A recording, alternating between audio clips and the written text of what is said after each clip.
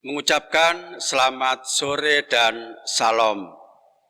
Bapak Ibu warga GKJW Jemaat Kertosono yang berbahagia, sore hari ini kita kembali akan membangun ibadat keluarga tetap dari rumah kita masing-masing.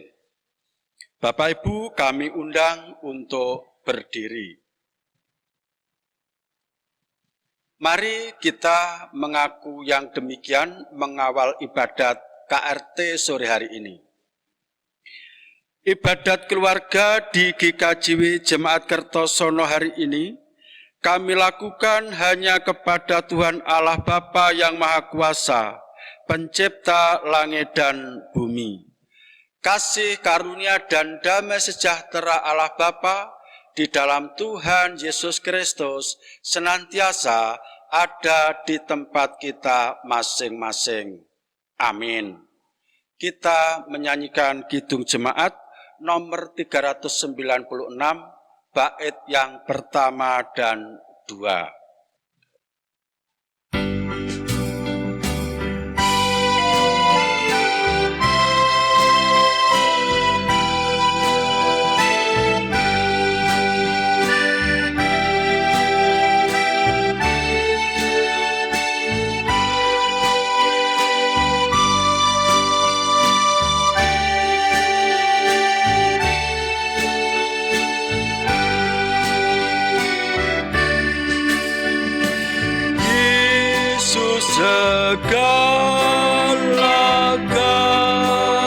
Segala-galanya mentari hidupku, sehari-hari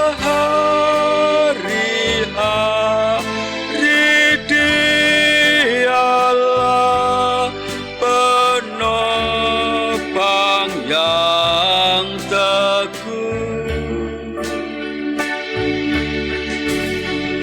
Bila ku susah berkesan, aku pergi kepadanya, sandaranku, penghiburku,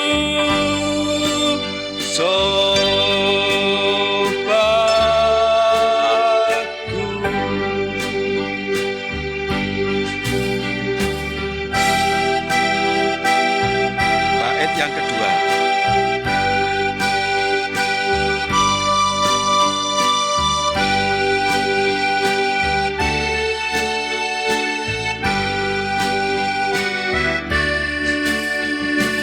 Yesus segala-galanya, kawanku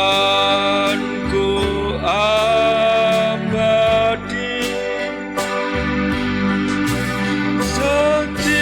Setiap datang padanya, berkatnya diberi.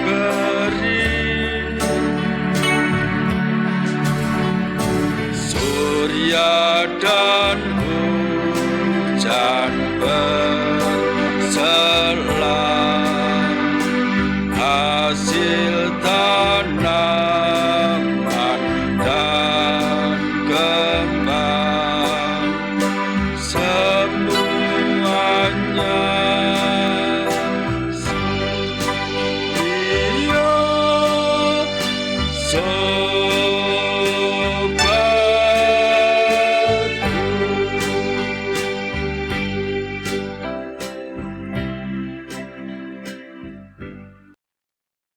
Mari Bapak Ibu bersama-sama kami persilakan untuk kembali duduk.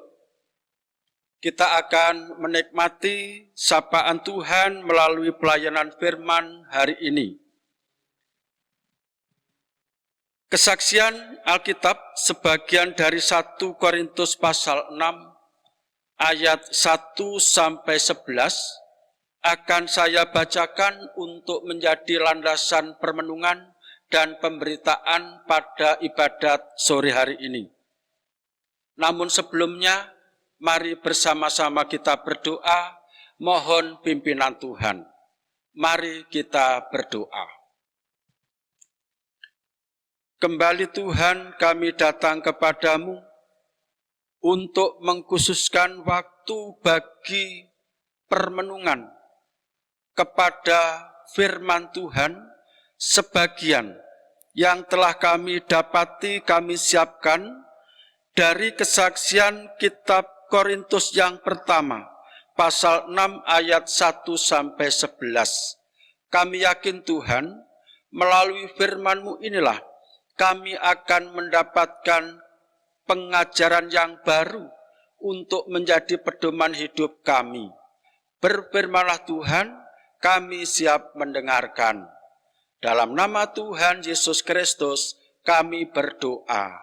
Amin. Saya baca 1 Korintus pasal 6 ayat 1 sampai 11 yang demikian.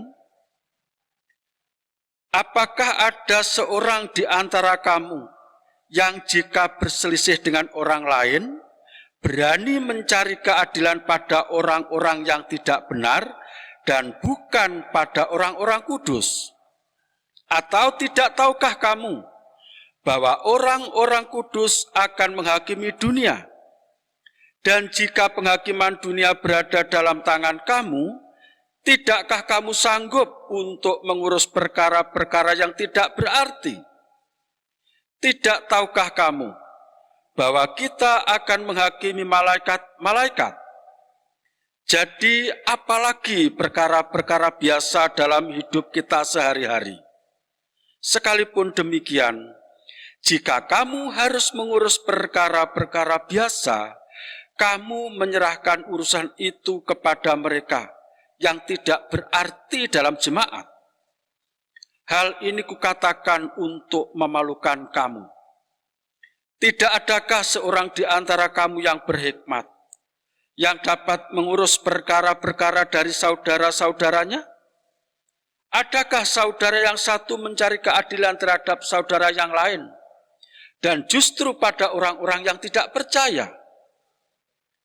Adanya saja perkara di antara kamu yang seorang terhadap yang lain telah merupakan kekalahan bagi kamu. Mengapa kamu tidak lebih suka menderita ketidakadilan? Mengapakah kamu tidak lebih suka dirugikan? Tetapi kamu sendiri melakukan ketidakadilan, dan kamu sendiri mendatangkan kerugian, dan hal itu kamu buat terhadap saudara-saudaramu. Atau tidak tahukah kamu bahwa orang-orang yang tidak adil tidak akan mendapat bagian dalam kerajaan Allah? Janganlah sesat.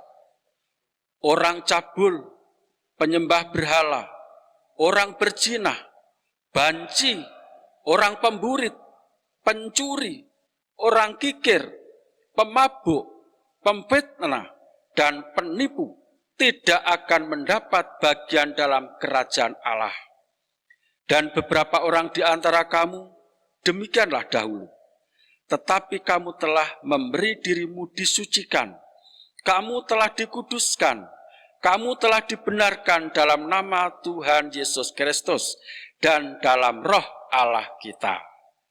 Demikian Bapak Ibu, yang berbahagia adalah kita semua yang senantiasa setia mendengarkan firman Tuhan ini dan menyatakannya dalam kehidupan sehari-hari. Amin. Bapak Ibu yang dikasih Tuhan, pranata tentang perkawinan gerejawi di GKJW, salah satunya menyebutkan sebuah syarat, terutama syarat seorang saksi. Di antaranya adalah harus seiman dengan calon mempelai. Harus sudah dewasa. Apa alasannya? Ibu bapak yang dikasihi Tuhan, yang pertama, saksi perkawinan gerejawi di GKJW itu tidak hanya sekedar menyaksikan dan menjadi saksi tentang adanya peristiwa perkawinan gerejawi terhadap sepasang mempelai. Tetapi sekaligus saksi perkawinan gerejawi di GKJW ini disiapkan untuk menjadi penasehat. Sosok pribadi yang pantas untuk dimintai pertimbangan bagi seorang atau bagi sepasang mempelai baru yang manakala dalam perjalanan keluarganya ini terjadi persoalan yang tidak bisa diselesaikan berdua. Jadi apabila mempelai baru Kristen punya masalah, larinya bukan kepada orang tua, bukan kepada saudara, bukan kepada teman atau sahabat, tetapi kepada seorang saksi. Itu sebabnya saksi harus dewasa. Dewasa bukan berarti soal usia, tetapi dewasa ini sungguh-sungguh dianggap, diakui memiliki hikmat, bijaksana, berwibawa, sehingga dia pantas untuk bisa menjadi penasehat yang benar, yang arif dan bijaksana. Nah, ternyata Bapak Ibu, bijaksana saja belum cukup. Karena bijaksana dengan berpedoman pada apa? Maka syarat yang kedua seorang saksi harus seiman. Alasannya, pedoman yang dipakai untuk membimbing, pedoman yang dipakai untuk menakar, mengukur tepat dan tidaknya atau sampai benar dan salahnya sebuah perkara, sebuah perbuatan, itu harus jelas. Seorang saksi yang seiman akan menggunakan takaran atau alat ukur yang paten di dalam kekristenan adalah firman Tuhan, Alkitab. Saya ambil contoh Bapak Ibu. Andai kata seorang atau suami istri Kristen punya persoalan yang meruncing kepada perceraian.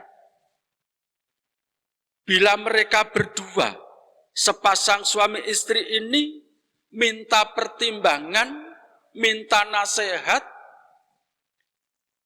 kepada seorang saksi yang tidak seiman, bisa jadi Bapak Ibu goal rencana mereka untuk cerai. Tetapi apabila mereka ini meminta pertimbangan kepada saksi yang seiman, jelas jawabnya perceraian tidak boleh dilakukan dengan alasan apapun. Perceraian bukan solusi terbaik, apalagi benar, dalam rumah tangga Kristen, apapun alasannya. Jadi bedakan hasilnya kepada seorang yang seiman dengan seorang yang tidak seiman. Kalau yang tidak seiman, masih ada peluang besar untuk bisa cerai. Karena mungkin mempertimbangkan perkaranya bagaimana. Tapi kalau kepada seorang saksi Kristen, jelas langsung dijawab, cerai tidak boleh. Bila ada masalah, perlu dibicarakan agar bisa ditemukan titik temu damai. Itu. Nah, demikianlah Bapak Ibu gambaran yang terjadi di jemaat Korintus. Ada saja masalah di sana yang terjadi yang sesungguhnya persoalan itu sepele, tapi menjadi besar karena cara mengatasi, menyikapi, menyelesaikan masalah itu prosedurnya salah.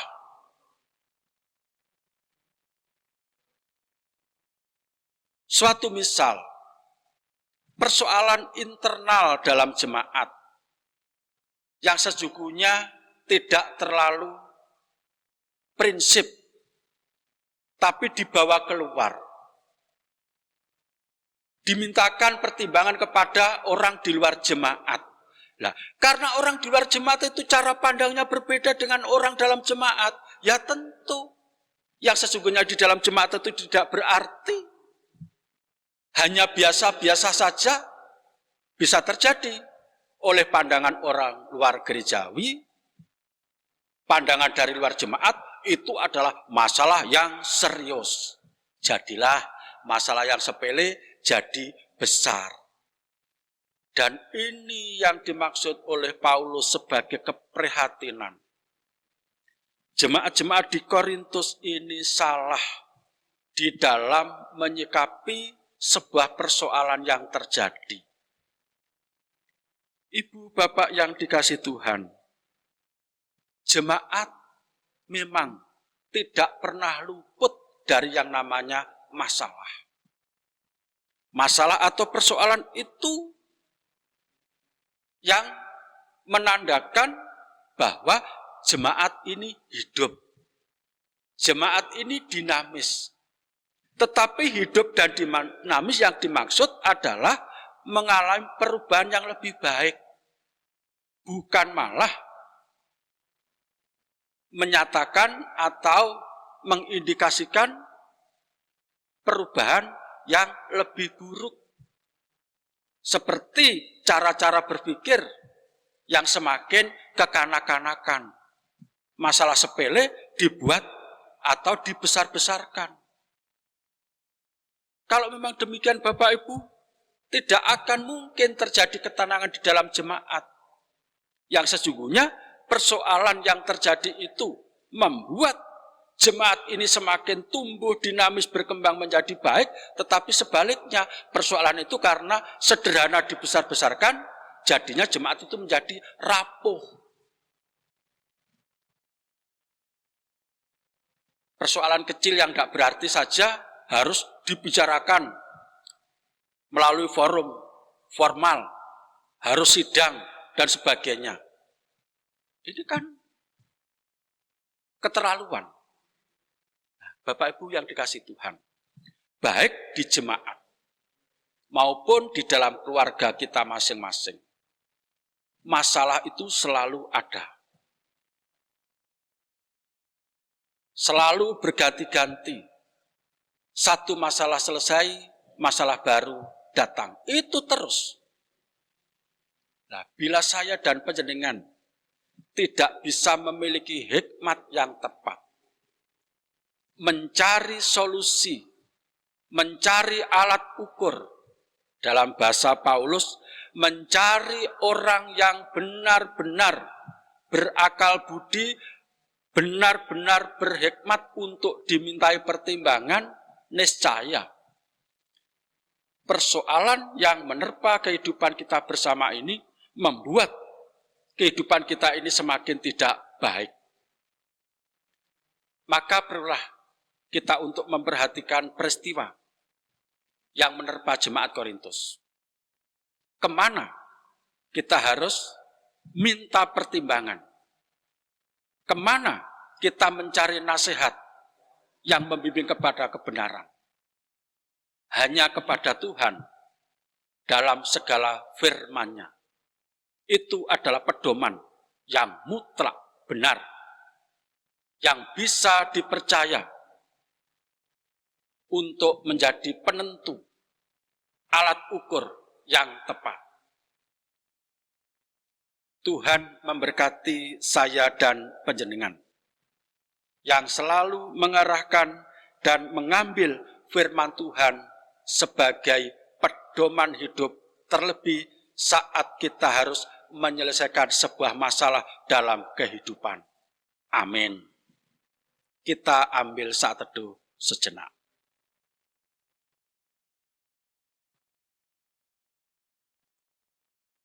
Amin. Kita sambut Bapak Ibu bersama-sama dengan menyanyikan Kidung Jemaat 405 bait yang pertama dan 2, sekaligus kita akan menghimpun persembahan.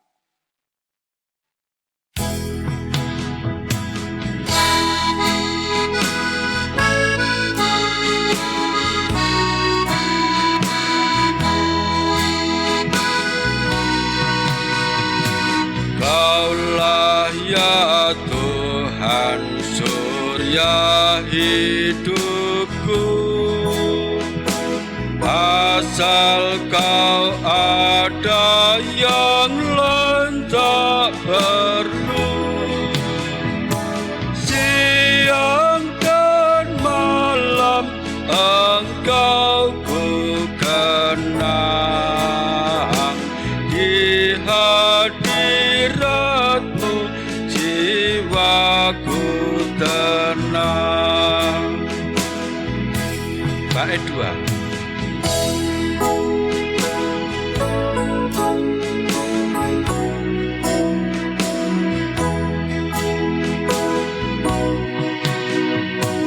Kaulah hikmatku, firman hidupku, Kau besertaku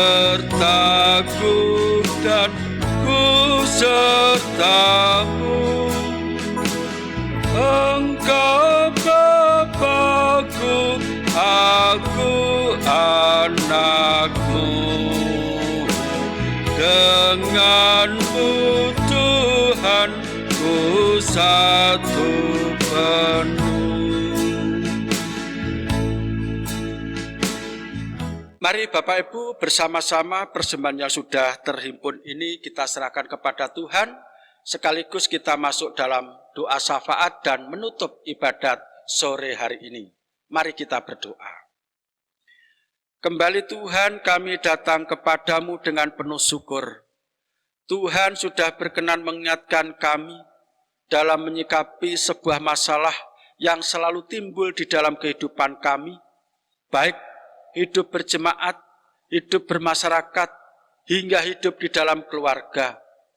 Kami perlu untuk mencari pedoman agar mendapatkan pertimbangan nasihat yang benar dan tepat adalah firman Tuhan dengan segala kebenarannya.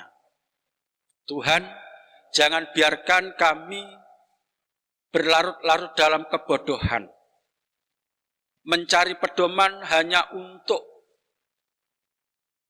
melancarkan keinginan kami, tetapi biarlah kami mencari pedoman untuk meluruskan langkah hidup kami, terlebih saat kami harus mengambil sebuah kebijakan dalam menyelesaikan suatu masalah. Tuhan, hari ini kami bersukacita dapat merenungkan firman Tuhan.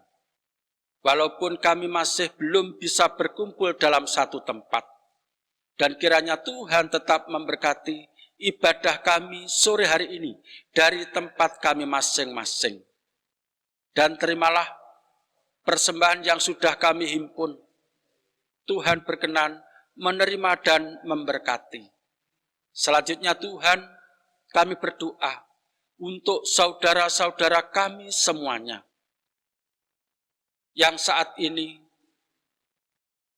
sedang bergumul, seperti Bapak Agus Julianto, Bapak Pujiarso, Bapak Slamet Yakob, Bapak Danar Wahyudi, Ibu Kartini Suwoyo, Ibu Tuti Mujiono, Ibu Eti Pantom, Mbak Reni, dan masih ada lagi yang lain yang kami tidak bisa menyebutkan satu persatu. Tolong Tuhan, mereka yang sakit ini senantiasa mendapatkan pertolongan dari Tuhan. Bila memang harus menunggu, mendapatkan kesabaran dan kekuatan untuk bertahan dari Tuhan sendiri. Tuhan, kami berdoa untuk perjalanan gereja Tuhan di GKJW Jemaat Kertosono. Tidak lama lagi, karena surat rekomendasi menggunakan kembali tempat ibadat untuk ibadat bersama sudah diterima. Selanjutnya akan dilaksanakan sosialisasi dan segera kembali memakai. Tolong Tuhan, berikan kelancaran dan fasilitas yang cukup agar kami aman dan kami pun bisa membuat yang lainnya aman. Di dalam nama-Mu Tuhan kami Yesus Kristus, kami berdoa dan memohon. Amin. Bapak Ibu, kami persilahkan untuk berdiri.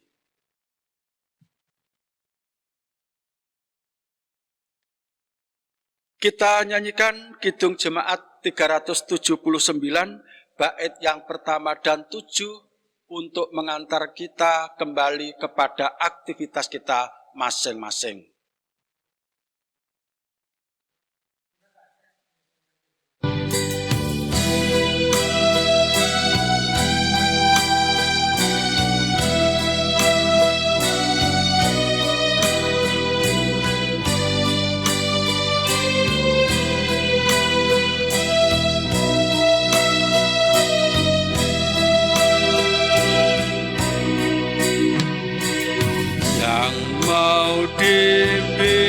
Dibimbing oleh Tuhan dan yang berharap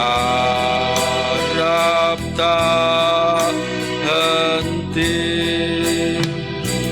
akan mendapat pertolongan, bahkan di saat terpedih.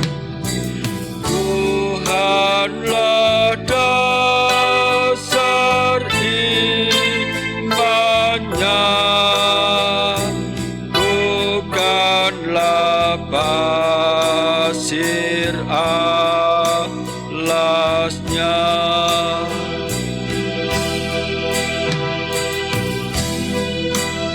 Bait 7, tetaplah kau di jalan Tuhan.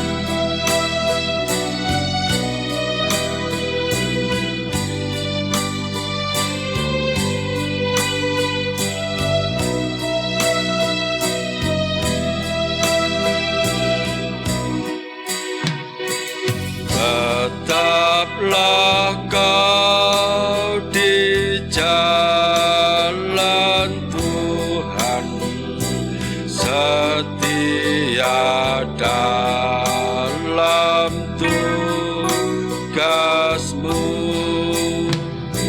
dengan berkat yang tak berkurang, dibaruinya hidupmu, yang kepadanya berserah, tak ditinggalkan olehnya.